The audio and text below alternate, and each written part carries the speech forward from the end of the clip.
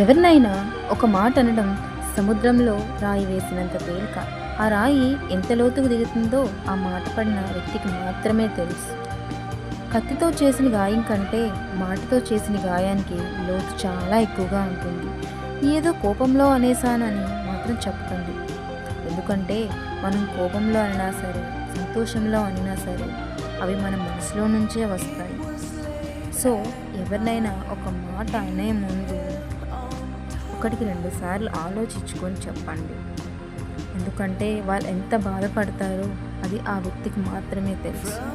మీకు మాత్రం ఈ వీడియో నచ్చితే లైక్ చేయండి, మీ ఒపీనియన్ కూడా కామెంట్లో షేర్ చేయండి. సబ్స్క్రైబ్ మాత్రం చేసుకోండి. Bye bye.